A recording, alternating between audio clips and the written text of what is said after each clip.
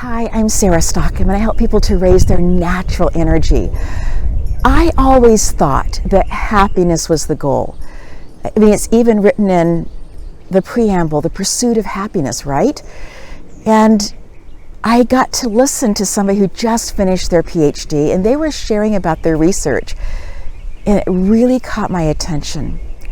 They said that they thought it was all about happiness as well, but what they discovered in their research is that it's about meaning. Ooh, did that ever get my attention? What are you doing in your life that is meaningful? That at the end of your day you say, that's a stone that I'm going to build upon. There are days that I feel like I haven't gotten a lot done. Now, full disclosure, I'm not saying that every single day you need to have a check-off list and go through your list and get things done. And in fact, some of my days have lists on there of, doing laundry or folding laundry or making sure that I make, dinner for the next 3 weeks and be able to freeze it up because I know I'm coming into a very fast schedule time. And on those days, I've gotten stuff done, but was it meaningful? Well, it is nice to be able to have home-cooked meals, and it's lovely to be able to have clean clothes. And so, it makes life easier.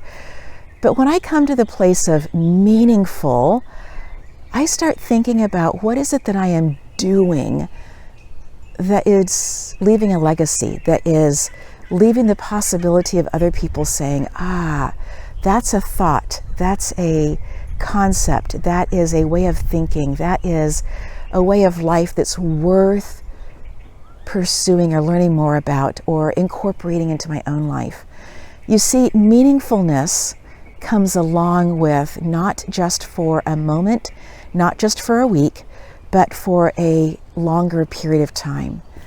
I think that there are some people who have invested in my life without ever realizing that I was the benefactor of the work that they were doing that was so meaningful.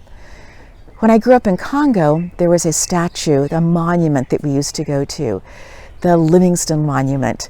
And when we would go to the monument, we would share about his story, about how he had walked all the way through Africa, how he had, as a doctor, helped people and had these incredible stories. And I would listen to these and I would think, am I going to be an adventurer in my life? I haven't done the things that he's done, but yet there's still a part of me that has this adventure in me. There's a part of me looking at this next chapter of my life and saying, what can this look like? What is the adventure about? What I loved also about Livingstone is that he would write, he would share, he would journal, and he would tell his findings.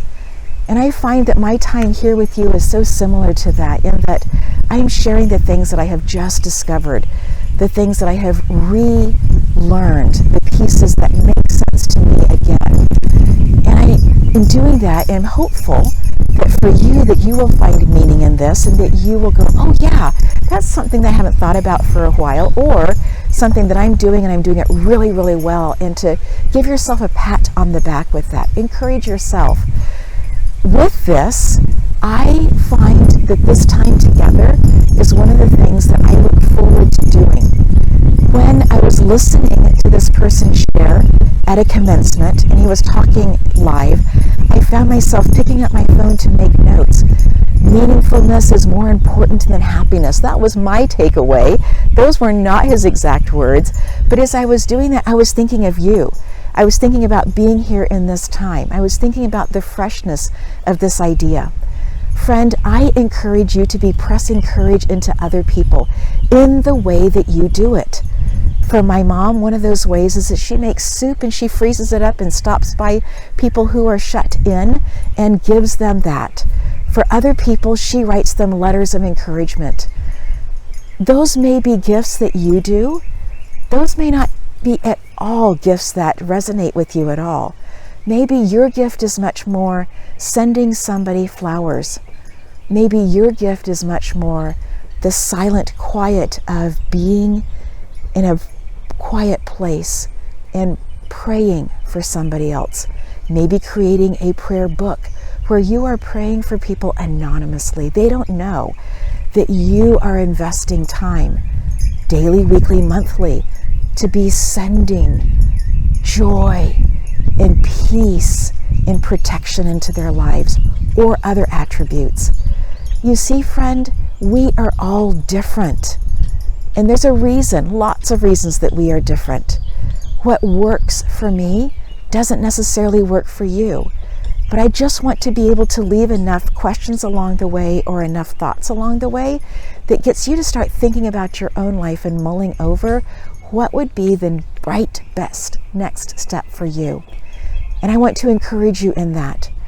By the way, the first 100 of these that I did, I was concerned about things that are important to be concerned about. I was learning things that I needed to learn in the process. But when I go back and I look at them, I think, oh, I could fix that. I could do that differently. And even today, as I'm making this, the wind is blowing. At times I have whoosh hair. It's okay, because it's the message that is the important part. And how the message comes to you today comes with wind as well. Know that I care about you, that I am praying for you, that I am praying for the lives that you touch. And if this message is encouraging to you, I invite you to share it with other people.